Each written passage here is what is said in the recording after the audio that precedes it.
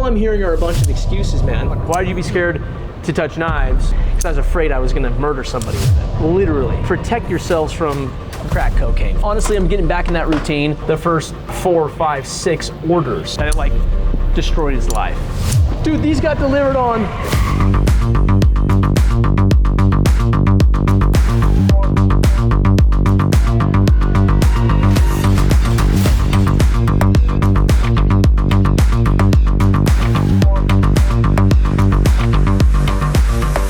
Okay, so I'm really stoked about this. I've kind of got this cool thing going in my office. It's a little bit of like hodgepodge. I buy a bunch of stuff that I like and it somehow kind of works. I mean, take a look. Got a bunch of these things. Now, all these things are just things that are meaningful to me in one way or the other. But I saw something the other day. You know, you see it on Instagram. It's gotta be true, right? But literally it freaked me out. So I've been doing some research on it. They said that the average person that spends more than 6 hours a day sitting, it's the equivalent of them smoking like 2 packs of cigarettes. So I've been sitting here for probably the last 10 years, 8, 9, 10, sometimes 15 hours a day, really without any movement. So what I'm really excited to show you guys is this. Walking treadmill, baby. Now, I understand I'm a late adopter, okay? This is not anything that's special, but I like this vibe. It's some company called Mirach. And I've been testing around with it. I've had it for 2 days, but I found that like 0.9 is like a really good speed. It's not too much. It's not very distracting on the call, but dude, I'm getting like 12, 13,000 steps a day. It's fantastic. And I feel like it's helping me on my calls too. Like the energy is there. Like you're moving, right? Tony Robbins talks about where what is it? Where focus goes, energy flows. Like my focus is on movement, I'm being engaging. I feel like it's helping me out on these sales conversations, and overall I feel like pretty good. So, you know, I'm just going for hot girl summer right now. I'm gonna be shredding out, getting my 13,000 steps in a day. And for all you haters out there, they're like, oh dude, you know, your return on steps goes down drastically after 8,000 steps. Do I care? No. If I can get 13,000 steps in or 14,000 steps in a day, all it means is I can go home and eat more Oreos. But more than anything, support the United States of America. So if you're interested in learning about this, that, the other, the best products, where to get these, they're also made in the USA. Click the link below and I'll see you on the other page. Give you a special discount right now, I promise. You have a 100% money back guarantee. I can't wait for you guys to join the family. That would take literally 3 minutes to make. I was running a little bit late to work today because I had a late start to the day. It is what it is. So I actually took the first like 5 to 7 minutes in the car. And initially in the car, I could tell he was just kind of like a little bit skeptical. I don't know if the call that he had with us went very well initially. And so I was kind of just mainly trying to understand his exact concerns and his exact problems. Yeah. That's a completely different type of ad angle that we could try. So we just got to get really creative with this stuff. The angles is where I'm like really struggling. Yeah. And then it's like, you're completely right. It's like the creativity goes stagnant. I mean, especially on TikTok, you find a hook that works or a style of video that works and you just kind of pedal to the metal. You can make like 5 or 6 more videos that are going to produce hand over fist. But I think what I'm gathering here is that that's not going to fly with Meta. Not going to fly with Meta, and it's not going to fly as you scale your campaigns. Like they want wide variations in creatives, different types of styles, different lengths, different overall types of stories and angles, storytelling. And so this is kind of the challenge that you're going to have is you want kind of this, I think, if I understand correctly, you want kind of this cinematic type of creative that will look really cool, that in your mind will stand the test of time, aka last longer. But in all reality, what you need to be doing is creating 10 times more content. When I called him, I think that he kind of forgot a lot about what we do. So the first part of the call was kind of just understanding his concerns. He wanted to make sure it was clear exactly what we were going to do for him. So I spent a lot of time when I actually got to my office here, which you guys saw, kind of reiterating our system and our process, helping him understand kind of the unique selling proposition that we have. Right? And what I would recommend to you is don't go so aggressive on the budget and create these really expensive ads when in all reality they don't perform very well. We're so convinced that all you gotta do is find a good ad. That's 50% of the equation. The other 50% of the targeting, the other 50% of the results come once we get that click. We're able to collectively take the best performing landing pages and campaigns that we're running across dozens of different niches and verticals to help you get back to a place where you're happy with your conversion rate faster. So just to recap what we do, we're going to take control of your strategy, your messaging. We'll script out all of your ads for you. You shoot the raw videos, you send us the images, all the stuff shot on your iPhone for now. We then do all of the editing and build out this little bit of a flywheel for you where we can pull and create new assets as needed. We're then going to run your ads, optimize your ads, send you weekly reports on how those ads are performing, and we make data-driven decisions every single week based off of what that data tells us. Okay, we're not going to be emotional about this. Then we build and develop your landing pages, we optimize your landing pages, and try to maximize your conversion rate. That's our core package, and that's what Noah talked to you about. I can do it now, but I'm going to choke myself out. I don't want to get to the point where I'm giving you money and then saying that I need to lower budgets because I can't meet demand. Like, that's my absolute biggest fear. Understand. So if that's what you feel you need, it's your business, man. I'll support you in that. Yeah. I'm gonna speak to you friend to friend who's scaled and sold a golf brand and knows a lot about the golf industry. Right now really is the best time. I would even say, end of April, right around the Masters is probably the best time.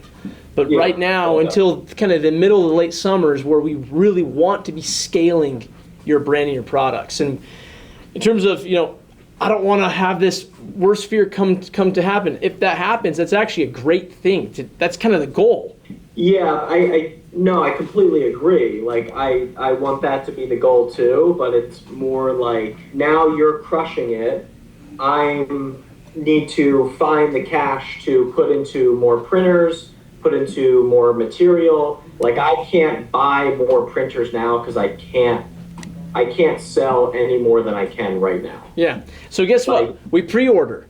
We send emails to our customers saying, hey, we're a locally owned, like a US-based, product. Like, be patient with us as we're trying to deliver. We're going to be shipping out in 2 to 3 weeks. I mean, dude, you got to be more creative here. Yeah. You're giving me excuses. And listen, this isn't because I'm trying to earn your business here. I'd like to work with you. I know we're the team for you. But just friend to friend here, all I'm hearing are a bunch of excuses, man. So when he's like kind of talking about all of these excuses, they're really just excuses. He's really not getting to the root problem, which is, hey, I'm a business owner with finite resources. I have to make sure that whoever I work with, whatever team it is, that I'm going to maximize my investment. No, I'm not one to make excuses. I promise you, I want to scale my company as much as possible. Like, where my attention needs to be right now, unfortunately, do I need to cruise control the ads? Yes. I know it's not something that I should pump the brakes on, but it's like I physically have no other choice. I'm kind of in limbo. So timelines, you need like a month? You said middle of June, you'd be ready to rock? 45 days. 45 days. So, okay, end of June. Yeah, end of June, I would say is going to be guaranteed 30 to 45 days, I'd say. By the end of that 30-day period, I'll have a plenty of supply and filament, be able to properly scale on printers, and then cash flow should be at a place where I know I can invest this amount of money, this amount of time, and then automate everything. But yeah, to confidently make this decision and give you my 100% attention, which I think you deserve, which we both deserve, I just need a little bit of time to get this fire put out. Okay, cool. So this is the positive of talking with me, because I want to work with you, and I'm the CEO. I can do what I want to do here. What we're going to do is I'm going to set you up today. I'm going to collect the first payment. What we're going to do is I'm not going to charge you your second payment until July 1st, 45 days from now. In that 45-day period, all we're going to be focusing on is getting ready the ads, the messaging, the scripting, all of the landing pages. So we have a really good foundation to then launch with. So just consider I'm giving you an extra 2 weeks and a ton more extra ad creatives so that when you have everything ready to go, we're not waiting and then getting started, waiting another 2 weeks or 3 weeks to launch. We can actually launch the second you operationally are ready to go. Yeah. I like it. So yeah, I'm stoked to work with this guy because he made the right decision. So basically my day's going, it's going, man. Woke up a little bit late, slept in longer than I should have. Morning routine was all jacked up, so I'm just kind of behind. Had another sales call you guys just watched, went way over, had to miss my other call.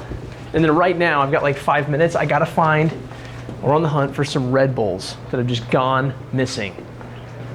They just disappeared. Did you guys see like it was an Amazon package? Anything from us? They said it got delivered to the mail room, and I'm like, we don't have a mail room. No, I'm like, okay. It would have been out here if this isn't it. That's definitely not it. It's just like some Red Bulls. So I don't know where it could have gone. Have you checked the other desk, like in the middle area, just around the big desk? I actually haven't. Yo la miré arriba. ¿Arriba? ¿A dónde? ¿Aquí mismo? Ella sabe dónde está, vamos. Yo he estado buscando toda la semana para encontrarlo. Oh, I'm stoked, man. Let's go. Why would they have delivered it here? Sí. Aquí estamos. Gracias por todo. Nos vemos. Yeah. Dude, these got delivered on May 8th. So I take it back. It hasn't been Tuesday. Been over a week. Do we have a box opener? He was not impressed by you. Yeah, I know. He said I was not impressed by me either. He said I had no clue what you guys even do. Are you I tried to serious? talk to Noah. I couldn't understand exactly what you're doing. Okay, It was a disaster. That's a little too far. That's a little Did exaggerated. he take it a little too far? Took it a little too far, bro. Dude, I'd give my left nut to be able to eat one of these. But you wouldn't shoot for it? No. Oh, that's actually good. That's actually good. Chance Houston, Color Express. Who set this one on my calendar? We're already clients of theirs. Who set that? Chance Houston. Chance Houston. Oh, it was Chance. He goes, I called him this morning. Hey, you doing that? He's like, yeah, honestly, man, I've got a lot of fishing to do. This is my wife's business. He's retired. Yeah, he's like, Yeah. I'm fishing right now. He's a baller. So just call my wife. Yeah. So we can go ahead and cancel that or Well, whatever you want to do. Unless, well, I would just say let Landon handle it. If she's expecting it, just call his wife. Call Jennifer. Do we have Jennifer's number? yeah, I got it from him. Okay, call Jennifer and just say, hey, what's up? Chance booked a search everywhere optimization call with Tanner today. It's just another service that we offer. It's SEO and getting found on AI, LLM search. Okay. But if you guys aren't interested in that, we don't have to even have the call, or Landon could just get you guys scheduled if that's something you want to do, right? I mean, like I'm laughing at your fidget toy choice. Oh, yeah. I'm sorry, Yeah, Tanner. yeah. I'm sorry that I booked that call. Did you book that call, Kyle? I do like to play with knives. Funny okay. story with this This is my face. is I'm actually OCD. If you guys didn't know, well, you guys probably had a good idea. I'm OCD. Is this a self-diagnostic or? Oh no, I'm clinically 100%. Like it's diagnosed. Like, dude, I'm like, from a young age, like, bro, I've had some serious issues. My parents are like, oh no, he just worries a lot. I'm like, what 5-year-old kid washes his hands so much that his hands crack and bleed? And literally you have to put socks on his hands at night, so like I don't get up every 2 seconds to go wash my hands in the middle of the night. Issues. But, That's kind of but one of the things about OCD, this is probably going to be great for the documentary, is you have these really crazy, intrusive, invasive thoughts. And the thoughts are so dark and so scary that what happens is you have a fear that's so irrational, but you create a compulsive behavior to protect yourselves from basically doing that one thing. So let me just say that there was a really scary thought I had with a knife, that I didn't touch knives for like a year. Like I wouldn't touch a knife because I was afraid I was gonna murder somebody with it, literally. So the way my person said to get over it, my therapist, was go buy some knives, play with the knives. You expose yourself to the fear. If I'm afraid of that knife, I feel like I'm gonna like kill somebody with it, prove yourself that you can't. And you just grab the knife and you just keep it with you. You guys should go watch The Aviator. Have you seen that? No. Great movie. But it's about this guy who, it's a true story. His name is, what is his name? It's like some billionaire you know, awesome entrepreneur and stuff, but literally had OCD so bad that it like destroyed his life.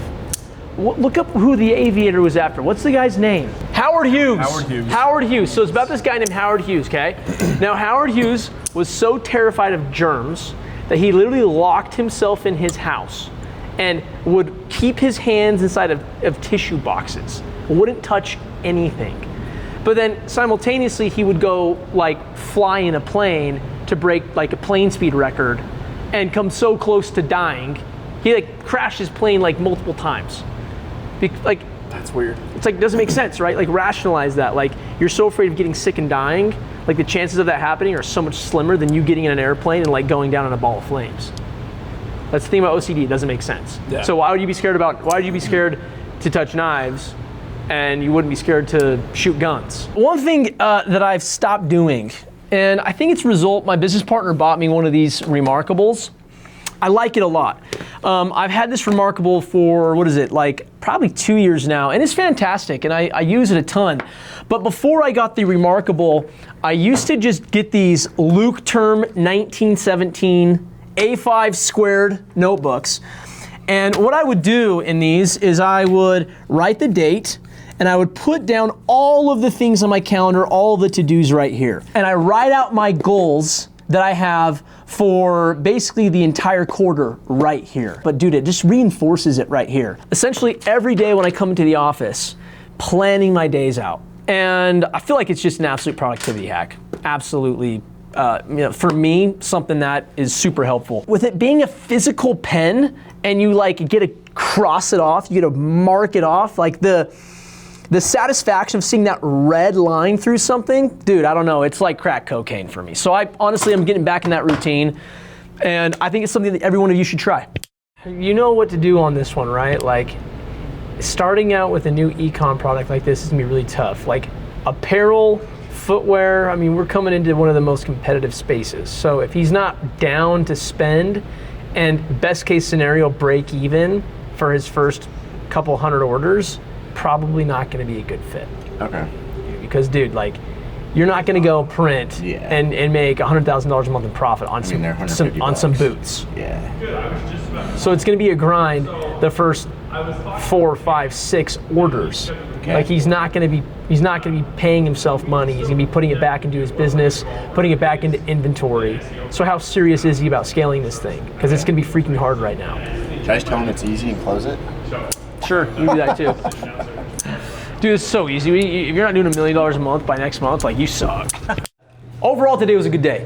Thought it was a productive day, got a lot done. Got the new Red Bulls in the fridge. That was a highlight of the day. Closed some deals. We're making a lot of progress and momentum on our new funnels, our new offers that we're running. Also, major improvements into the fulfillment. And overall, just a lot of good things going, man. So if you enjoyed this video, want to see more content like this about what's happening behind the scenes at Syndicate Marketing and all the other businesses that we're running and building and starting, then give me a like, man. Follow, subscribe. We're going to be talking about a bunch of problems, also solutions to those problems, and hopefully it helps you guys on your business journey. Out. Nothing hits on the drive home after a long day like some LRB, baby.